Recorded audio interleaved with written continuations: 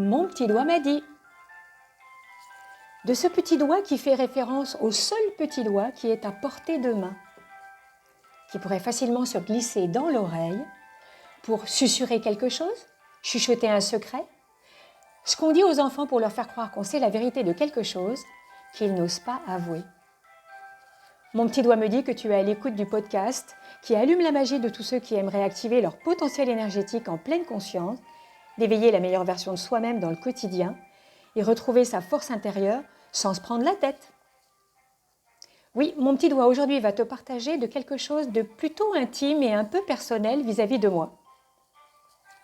Une chose que tu sais déjà, je m'appelle Laurence Riel, je suis sophrologue certifiée somatothérapeute. Depuis plus de 13 ans, je suis spécialisée en nettoyage de blessures psychiques et traumatiques par les états d'expansion de conscience. Et aussi que j'anime ce podcast magique et essentiel de pratique et de transformation pour contribuer vers un éveil de l'être. Je suis sûre que tu sais que je te remercie infiniment et sincèrement d'être là pour écouter ce podcast parce que je suis ravie de le partager avec toi. Il était une fois.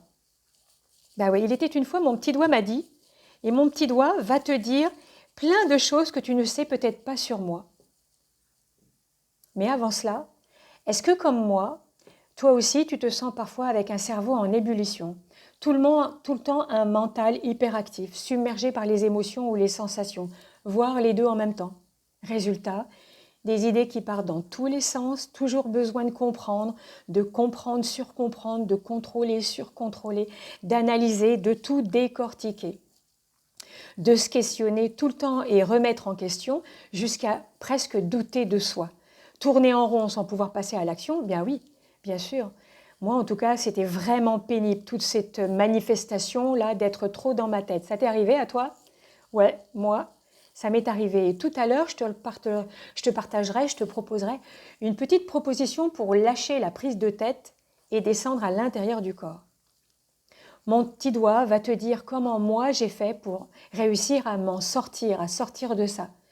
Je t'invite à partager cet épisode. Si tu connais quelqu'un qui est un peu comme moi, ça aurait pu l'inspirer parce que moi, en fait, j'aurais bien aimé l'apprendre un peu plus tôt. J'aurais bien aimé apprendre comment me recentrer, comment être à l'écoute de moi un petit peu plus tôt. En tout cas, moi, ça a débuté un peu avant. J'avais 20 ans, en fait, mais ça a réellement débuté, cette prise de conscience, en 2002. Quand j'ai commencé de faire un début d'exploration pour un travail plus en profondeur en moi. En fait, j'avais commencé avec l'image de soi, après je suis allée vers l'estime de soi, et après l'estime de soi, je suis allée au niveau du corps. Et mon petit doigt m'avait dit que quelque chose, malgré tout le fait que j'avais lu plein de choses, j'avais visionné plein de choses, j'allais un peu à la rencontre de moi, d'abord dans ma tête et dans la compréhension. En fait, il y a quelque chose qui n'allait toujours pas entre ma tête, mon cœur et mon corps. Et surtout mes émotions, mais aussi entre l'image que j'avais de moi avec mon ressenti. Et ce que me renvoyaient les autres par rapport à mes comportements. Alors, moi, j'essayais de faire un peu, je l'avais déjà dit dans d'autres épisodes, j'essayais de faire tout ce qu'ils voulaient, mais en tout cas, là, ça ne marchait toujours pas parce que j'étais toujours pas bien avec moi. Mais en tout cas, il y avait un truc qui était toujours bien avec moi, c'est que quand je mettais mon corps en mouvement, dans la marche, le mouvement et surtout la danse, eh bien mon corps m'aidait à traverser tous ces doutes liés à cette hypersensibilité. Voilà, ça y est, la première chose que tu sais peut-être pas sur moi, c'est que j'ai découvert que je n'étais pas anormale, que j'étais juste hypersensible. Hypersensible en fait. Méga hypersensible. J'ai lâché le gros mot. Mais alors, c'est quoi du coup hypersensible ? En fait, c'est beau. C'est beau, c'est magique. Si. Alors au début, c'était pas confort, mais aujourd'hui, je sais que c'est la vraie vie. Oui, parce que maintenant, j'ai appris à vivre avec ce ressenti, ce senti. Ça pouvait être très handicapant pour moi avant, mais ça, c'était avant. Disons qu'avant, c'était pas confortable. Être submergée par mes émotions, très fortes, extrêmement intenses. Je les avais hyper contrôlées, c'était coincé, refoulé dans les profondeurs de mon inconscient. Moi, j'étais au top. Non, mais moi, tout va bien. Et toi, tu vas bien ? Pour moi, j'étais cachée derrière le masque du tout va bien, un grand sourire, même pas mal, Celui-là, le même pas mal, je le connaissais bien. Je pouvais me faire passer énormément de différentes émotions au cours d'une même journée très intense et épuisante, mais pas consciemment, c'était bien caché, oublié, refoulé. Sois forte. Et comme en fait il fallait bien aussi que ça sorte quelque part, cette énergie, j'étais toujours en mouvement, un vrai zébulon, tout le temps un moulin à paroles, ça n'arrêtait pas. J'étais même un peu fatigante, mais fatigante pour les autres, pour mon entourage. Mais pour moi tout allait bien parce que j'avais l'habitude de cette énergie. Je me sentais un peu inépuisable. La deuxième chose que tu sais peut-être pas sur moi, c'est que avec tout ça, je me suis énormément sentie différente. Différente par rapport aux autres êtres humains. Je me sentais très très incomprise. Bon, ben c'était normal. Même moi aussi, je ne me comprenais pas moi-même. Et ce sentiment de décalage, c'était assez difficile de le vivre au quotidien.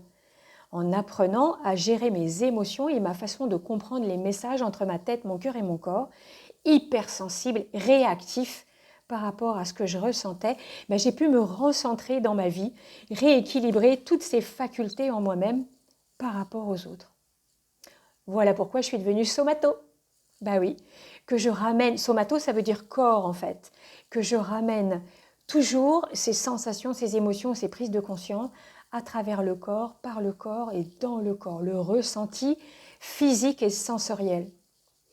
Bah ouais, parce que c'est vraiment lui qui m'a sauvée, qui m'a guidée par le mouvement, l'expression corporelle. Ça me manque d'ailleurs. J'ai vraiment hâte de reprendre les mini-ateliers, les mini-modules qui vont démarrer le 9 mars, là, en présentiel ou en live. Mon corps, il m'a fait un cadeau, il n'a jamais réellement somatisé, c'est-à-dire qu'il m'a jamais handicapé. Si, un peu des migraines quand même de temps en temps, mais quand le somatique, c'est quand le soma, le corps, bah, il tique, il a un problème et il envoie une manifestation physique pour me dire eh « oh, occupe-toi de moi là, tu t'es trop là ».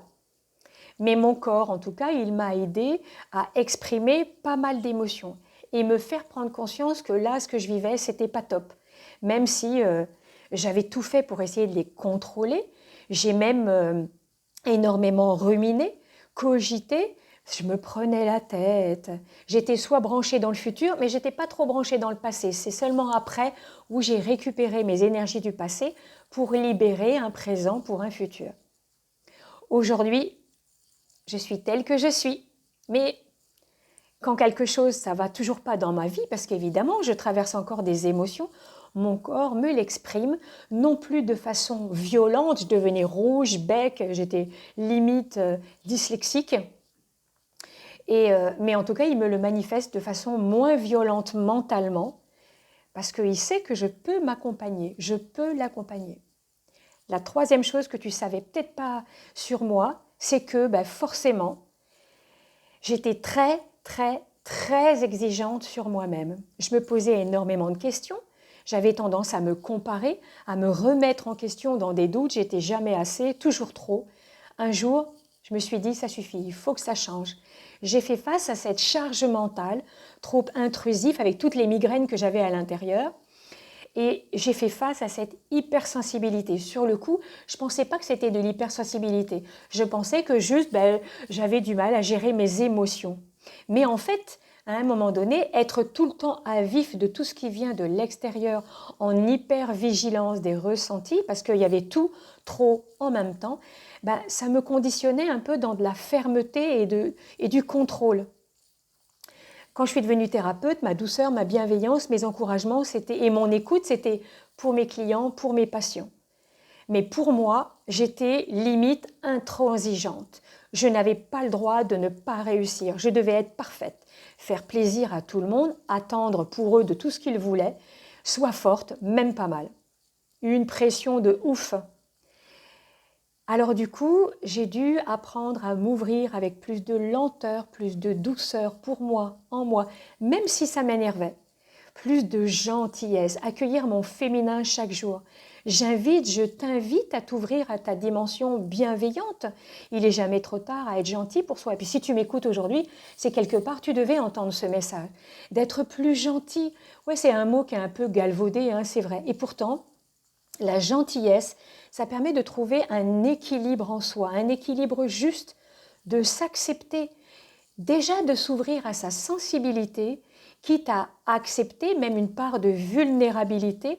Je ne parle pas de sensiblerie, hein, mais ça permet d'ouvrir à sa douceur intérieure, surtout d'accueillir, et puis en étant plus douce à l'intérieur de soi, ça permet de mettre un respect pour soi et d'attirer en soi aussi toute la gentillesse de l'extérieur vers l'intérieur, et puis de partager cette bienveillance. En tout cas, je suis sûre, la quatrième chose que tu sais certainement sur moi, c'est qu'un jour, j'ai choisi de reprendre ma vie en main. Ouais, à force de pratiquer, j'ai gagné en légèreté. Surtout quand j'ai arrêté de recharger trop les autres en premier, d'être la sauveuse, tu vois ce que je veux dire? Et j'ai dit stop à un moment donné, d'arrêter d'être là que pour les autres, de devenir ma priorité, de me remplir, de me valoriser chaque jour à ma juste place. Aujourd'hui, j'arrive à trouver que depuis pas mal d'années, j'ai un équilibre émotionnel, même quand je vis des choses très très compliquées. Et surtout, cette surcharge au service des autres, j'ai récupéré mon énergie, du coup j'ai encore plus d'énergie, mais plus d'énergie au service de surfer sur mes émotions. J'ai appris à surfer sur mes émotions. J'avais le syndrome du caméléon. Je t'en parlerai très très bientôt. C'est sympa le caméléon en séance, mais dans la vie quotidienne, c'est un peu compliqué. En tout cas, je suis et je reste une personne entière, une femme entière et spontanée. Je suis incapable de faire semblant. Mais en utilisant tous mes outils, j'ai pu traverser, m'accueillir, m'apprivoiser. La contrepartie, c'est que la cinquième chose que, tu devines en fait sur moi, c'est que du coup, avec tout ça, je me croyais super limitée. J'ai découvert que j'étais intelligente, d'une intelligence différente en fait, et une énorme créativité. Et cette énergie débordante dans la tête, dans le cœur, dans le corps, je vois tout à 360 degrés et en 3-4 dimensions. Je vois tout parfois en arborescence. C'est pratique en séance. Ça permet d'accueillir les différents systèmes, d'accompagner les ados, les nouveaux enfants. Mais aussi au quotidien, j'arrivais à tout voir des choses, même dans mes ressentis. Je pouvais voir comment aller d'un point A au point M et tous les chemins pour y parvenir. Mais en fait, c'était compliqué. Je me disais, mais pourquoi est-ce que les autres ne voient pas ça ne voient pas ça de cette façon? Et surtout, comment ça se fait que moi, je le vois et que ça m'impacte autant? Je me sentais trop différente, pas assez compatible, parce que eux, ils voyaient d'un point A au point B, voire le point C était tellement énorme pour certaines personnes qu'ils étaient en colère contre moi. Ils ne pouvaient pas voir le point M. Pourquoi ils ne pouvaient pas voir le point M? Donc il y avait une non-communication entre l'un et l'autre. Comme un aveu de faiblesse, je m'interdisais, je courais dans tous les sens jusqu'à procrastiner, leur donner ce qu'ils attendaient pour aller du point B, du point C. Trop dans ma tête, avec des difficultés à me reconnaître, à m'accepter telle que j'étais. J'avais l'impression d'être une extraterrestre incomprise. C'est quoi ce monde coincé dans le bulbe? Totalement en décalage avec les autres et parfois même avec moi-même en fait. Les autres me renvoyaient que j'étais bizarre, pas conforme, même si aujourd'hui j'adore bizarre. Car passer à l'action pour moi, ça devenait difficile. Oui, trop imaginaire, coupé de mes propres façons de faire. Déjà à l'arrivée, le plus difficile, ça a été de reconnaître que j'étais capable, j'étais légitime, je devais juste comprendre comment je fonctionnais. Mais le plus difficile, avec toute cette énergie débordante, ça a été de découvrir un mot qui s'appelle la patience. Pas après pas, step by step. J'avais besoin de traverser dans mon corps, d'intégrer dans mon corps, de faire passer de ma tête à mon cœur, mon ressenti à mon corps, et que mon corps puisse comprendre cette façon de faire. Cette façon, ça s'appelle être une humaine. C'est bizarre parce que j'ai plein de personnes qui se sentent dans cette situation et qui se sentent aussi humaines. Oups, la vidéo, du coup, elle en est partie.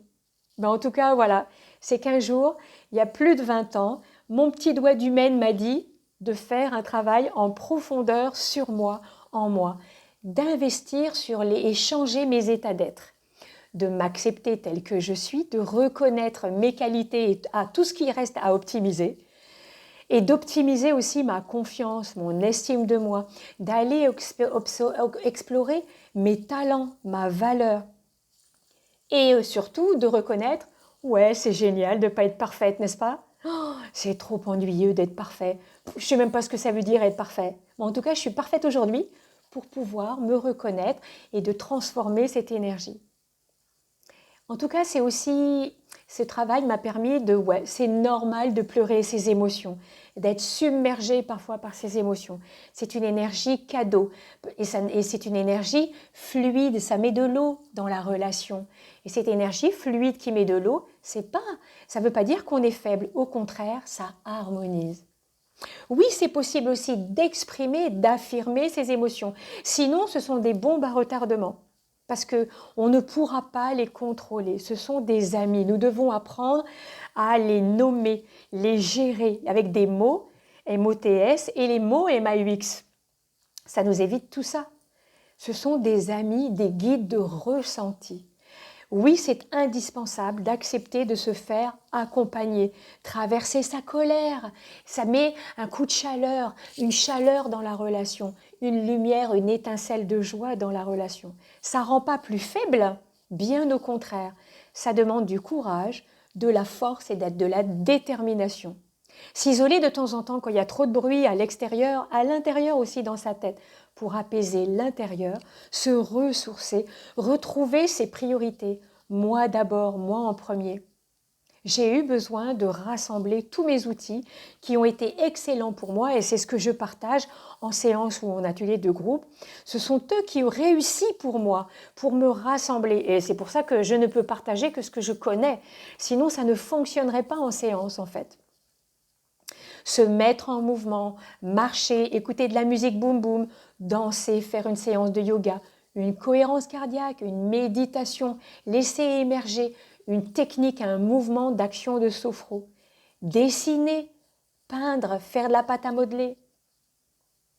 Alors si toi aussi, tu te reconnais d'être un être hypersensible et sensible et que tu aimerais bien pouvoir aller explorer tout ça, eh ben, je t'invite effectivement à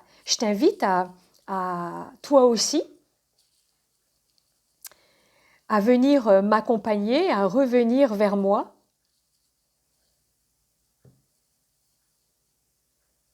Parce que tu aurais envie et tu aimerais bien savoir comment faire pour que ta sensibilité à l'intérieur de toi, ça soit comme une force à développer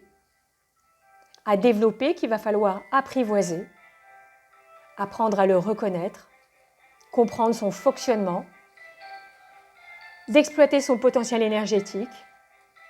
Si tu as envie de passer à l'étape plus confortable pour toi, même quand il y a des moments qui sont un peu plus compliqués au niveau de la technique, eh bien, je t'invite à venir me rejoindre avec des ateliers, en mini-ateliers en présentiel ou en ligne chaque semaine, ou alors pour un atelier qui va démarrer, tous ces ateliers qui vont démarrer en ligne ou en présentiel. Eh bien, l'idée, c'est quoi?